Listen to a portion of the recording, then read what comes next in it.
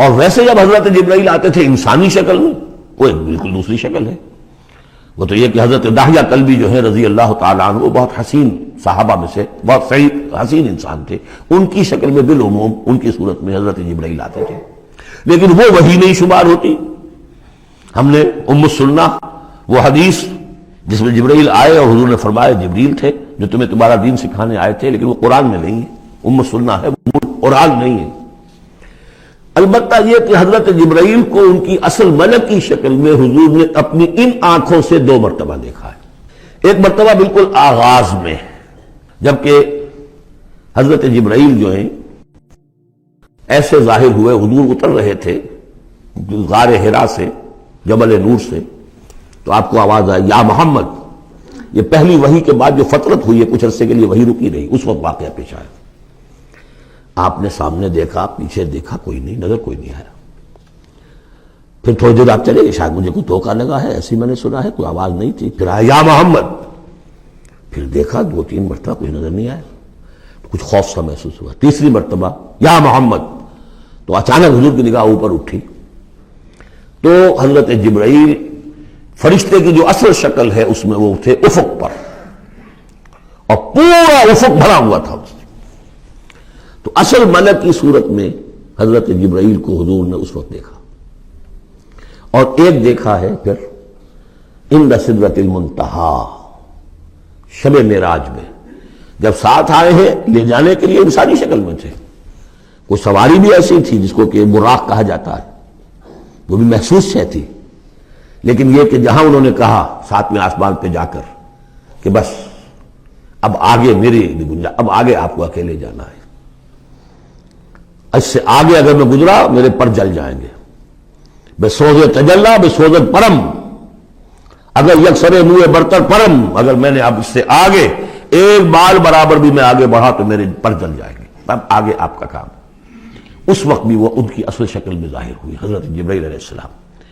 یہ بات اس لیے ضروری ہے کہ جیسے محدثین جو ہیں وہ اس کی تحقیق کرتے ہیں کہ حضور سے کس نے سنا، اس سے جو روایت کر رہا ہے کہ میں نے اس صحابی سے سنا جو تابعی ہے، آیا ان کی ملاقات بھی ثابت ہے کہ نہیں؟ تابعین کے طبقے کا ایک شخص وہ ہے کہ جس کی عمر ابھی 6 برس کی تھی کہ وہ صحابی فوت بھی ہو گئے، اور وہ کہہ رہا ہے میں نے ان سے سنا، تو پھر وہ حدیث جو ہے محدثین اس کو قبول نہیں کریں گے۔ وہ دیکھتے ہیں کہ لنک جو ہے مضبوط ہونا چاہیے۔ روایت ہے نا ان فلاں ان فلاں ان فلاں، حضور سے فلاں صحابی نے سنا، اس نے سنا، اس تابعی نے سنا، یہ لنک جو ہے یہ ملاقات ثابت ہونی چاہیے۔ تو چونکہ جو حدیث اللہ ہے، یہ قرآن کیا ہے؟ حدیث اللہ، یہ حدیث ہے، احسن الحدیث اللہ الذی انزل احسن الحدیث کتابا متشابہا مثانیہ، یہ ہم پڑھ چکے ہیں سورہ زمر میں۔ اس حدیث کا یہ حدیث اللہ سے کس نے سنا؟ جبرائیل نے۔ جبرائیل سے کس نے سنا؟ محمد نے۔ تو ان کی ملاقات ثابت ہے۔ اصل ملکی شکل میں حضرت جبرائیل کا دیکھا جانا اس اعتبار سے بہت اہم ہے، اس لنک کو اسٹیبلش کرنے کے لیے اس کو یہاں پہ بیان کیا جا رہا ہے۔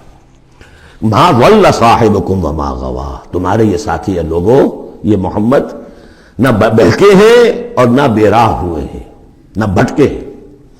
وما ينطق عن الهوى، اور یہ جو کچھ کہہ رہے ہیں اپنے جی سے نہیں کہہ رہے، خواہش نفس سے نہیں کہہ رہے۔ ان هو الا وحی یوحی، نہیں ہے یہ مگر وحی جو ان کی طرف کی جا رہی ہے۔ علمہ شدید القوی، انہیں تعلیم دی ہے، سکھایا ہے اس نے جو بہت طاقتور والا ہے۔ یہاں حضرت جبرائیل ہیں جو مراد ہے۔ علمہ شدید القوی، یہ قرآن کس نے سکھایا محمد کو؟ شدید القوی، ذو مرۃ، وہ بڑا زور آور ہے، فاستوی، وہ سیدھا ہوا، وہو بالافق الاعلی، اور افق اعلیٰ کے اوپر وہ محمد کو نظر آ رہا تھا صلی اللہ علیہ وسلم۔ ثم دنا فتدلی، پھر ذرا نیچے کو لٹکا، قریب آیا، فکان قاب قوسین او ادنی، اور پھر وہ اتنے قریب آ گیا کہ جیسے 2 کمانوں کا فاصلہ ہو یا اس سے بھی قریب۔ فاوحی الی عبدہ ما اوحی، پھر اس نے وحی کی اللہ کے بندے کی طرف جو وحی کی۔ وہ وحی کون سی تھی؟ وہ ہے اصل میں وحی رسالت۔ وحی نبوت جو تھی وہ تو شروع میں آ چکی، اس کے بعد یہ فترت ہو گئی تھی، کچھ وقفہ پڑ گیا تھا۔ شروع میں وحی جس سے کہ حضور کی نبوت کا ظہور ہوا ہے، وہ تو ہے اقرا بسم ربک الذی خلق خلق الانسان من علق اقرا وربک الاکرم الذی علم بالقلم علم الانسان ما لم یعلم. لیکن اب یہ سورہ مدثر کی آیات اس وقت نازل ہوئیں، یا ایھا المدثر، جب حضور گھر آ گئے اور پھر آپ نے اپنی اہلیہ سے کہا، خوف زدہ تھے جو بھی منظر دیکھا تھا، ملک کی شکل، فرشتے کی شکل. اب وہ تو حضور ہی نے دیکھا جو دیکھا، ہم تو نہیں سمجھ سکتے کہ آپ نے کیا دیکھا. لیکن یہ کہ اس کے بعد آپ آئے، آپ نے کہا مجھے کمبل اڑا دو، لحاف اڑا دو، لحاف اوڑھ کر آپ لیٹ گئے. تو پھر وہ وہی یا ایھا المدثر قم فانذر وربک فکبر، اے لحاف میں لپٹ کر لیٹنے والے کھڑے ہو جاؤ اور خبردار کرنا شروع کر دو لوگوں کو. اور تمہاری اس دعوت کا نقطۂ آغاز تو انذار ہے، اور اس کا ہدف دنیا میں تکبیر رب ہے. رب کو بڑا کرو، اس کی بڑائی منواؤ، اس کی بڑائی نافذ کرو. اس کا نقشہ کھینچا گیا ہے. علمہ شدید القوی ذو مرۃ فاستوی وهو بالافق الاعلی ثم دنا فتدلی فکان قاب قوسین او ادنی فاوحی الی عبدہ ما اوحی ما کذب الفؤاد ما رأى. جو کچھ انہوں نے دیکھا ان کے دل و دماغ نے اسے جھٹلایا نہیں. یہ نہیں کہا کہ نہیں یہ کیا ہے. دیکھیے ایسا ہوتا ہے کہ کوئی غیر معمولی سی بات آپ دیکھیں تو ایک شخص ہو جاتا ہے میں خواب دیکھ رہا ہوں، یہ حقیقت دیکھ رہا ہوں. آنچی نہیں بیریم بے بیداریس تو یارم یا بے خواب.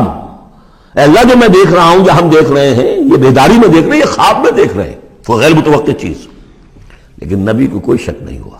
ما کذب الفؤاد ما رأى، یکسوئی کے ساتھ دل و دماغ اور جو بھی آپ کی آنکھ دیکھ رہی تھی ان میں کوئی کانفلکٹ نہیں تھا. ما کذب الفؤاد ما رأى فتمارونہ علی ما یری، تو کیا تم اس سے جھگڑتے ہو اس چیز پر کہ جسے وہ دیکھ رہا ہے. اقبال نے کہا نا کہ قلندر ہرچے گوید دی نہ گوید. جو شخص اپنا دیکھی ہوئی چیز بیان کر رہا ہے تم اس سے جھگڑ رہے ہو. تمہارے لیے تو وہ ایک غیب کی خبر ہے، اس نے تو دیکھا ہے. افتمارونہ علی ما یری وَلَقَدْ رَآهُ نَزْلَةً أُخْرَىٰ، اس نے تو ایک مرتبہ اور بھی دیکھا. کہاں دیکھا؟ عند سدرۃ المنتہیٰ، شب معراج میں سدرۃ المنتہیٰ. کوئی بیری کا درخت ہے، وہ کیسی بیری ہے؟ ساتویں آسمان کی بیری. وہ آخری حد ہے، مخلوق کوئی اس سے آگے نہیں جا سکتی. اس سدرۃ المنتہیٰ، منتہا نہایت، حد، جہاں کی حد ہو گئی، وہاں تک حضور پہنچے ہیں، سدرۃ المنتہیٰ تک. اندہا جنت الماوا، اور سب سے اونچی جو جنت ہوگی جنت الماوا، وہ اس کے قریب ہی ہے. وہ بھی ساتویں آسمان پر ہے. یہ تو درجہ بدرجہ ترقی ہوتی جائے گی نا. پہلی ضیافت جو ہے، پہلی نزل جو ہے، وہ تو اسی زمین پر ہو جائے گی. پھر جو ترقی ہوگی، اپنے اپنے مدارج، اپنے اپنے مراتب، اپنے اپنے مقامات، اپنے اپنے ایمان کی گہرائی، اپنے اپنے اعمال صالحہ، اپنا اپنا انفاق مال و جان، اس کے حوالے سے درجے ہوں گے. اندہا جنت الماوا اذ یغشی السدرۃ ما یغشی، جبکہ ڈھانپے ہوئے تھا اس بیری کو جو ڈھانپے ہوئے تھا. اب تمہیں کیا بتائیں کیا ڈھانپے ہوئے تھا، تم نہیں سمجھ سکتے.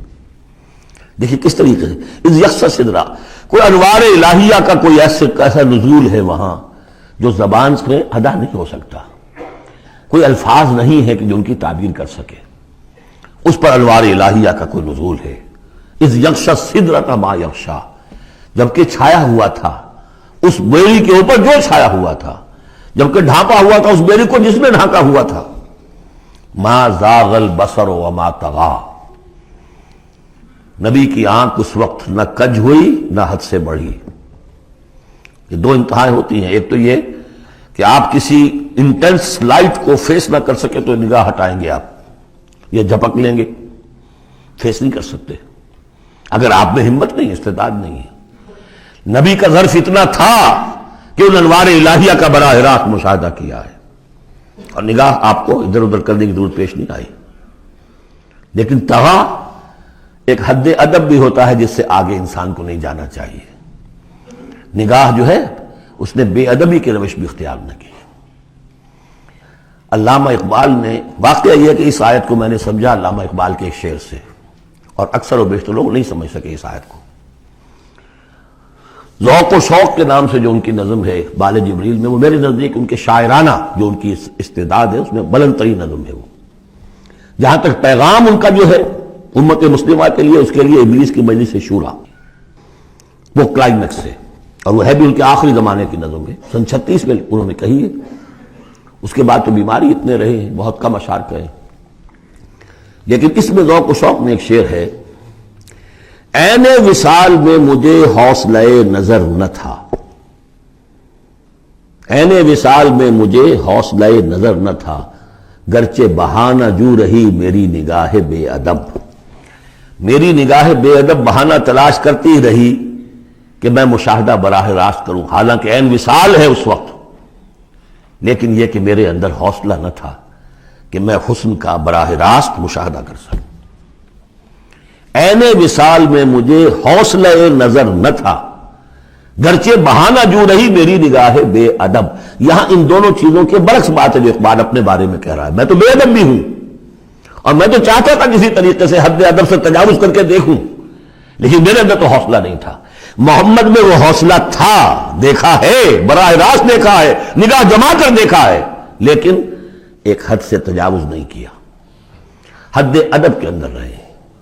ما زاغ البصر وما طغى لقد رأى من آیات ربہ الکبریٰ، دیکھا انہوں نے اپنے رب کی عظیم ترین آیات کو۔ اب وہاں جا کر جو مشاہدہ ہوا ہے وہ تو اللہ کی عظیم ترین آیات کا ہے، اور اسی سے در حقیقت دلیل ہے ام المومنین حضرت عائشہ صدیقہ رضی اللہ تعالی عنہ اور حضرت عمر رضی اللہ تعالی عنہ کا جو قول ہے۔ شب معراج میں بھی حضور نے اللہ کو نہیں دیکھا، اللہ کی عظیم ترین آیات کو دیکھا، جو تجلی تھی اس وقت اللہ کی۔ حضرت عائشہ صدیقہ کا کہنا تو یہ ہے کہ نور لا یرا، وہ نور ہے، دیکھے کیسے جا سکتا ہے۔ بہرحال وہاں بھی قرآن جو کہہ رہا ہے وہ یہ نہیں کہہ رہا ہے کہ اللہ کو دیکھا، نہیں، جیسے کہ وہ جو شب معراج میں پہلا سفر کا حصہ تھا زمینی، مسجد حرام سے مسجد اقصی تک، سبحان الذی اسریٰ بعبدہ لیلا من المسجد الحرام الى المسجد الاقصی الذی بارکنا حولہ لنریہ من آیاتنا، وہاں پر بھی اللہ نے اپنی آیات کا مشاہدہ کرایا، لیکن وہ زمینی آیات ہیں اللہ کی، وہ برکات جو ہے زمینی ہیں۔ یہ تجلی جو ہو رہی ہے یہ ہو رہی ہے اس سدرۃ المنتہا پر، آخری حد ہے، مخلوق کی آخری حد ہے، اس سے آگے کہیے حرم ہے، حریم ذات ہے اللہ کی، جس میں کسی غیر کا کوئی دخل ممکن نہیں۔ اس حد پر جا کر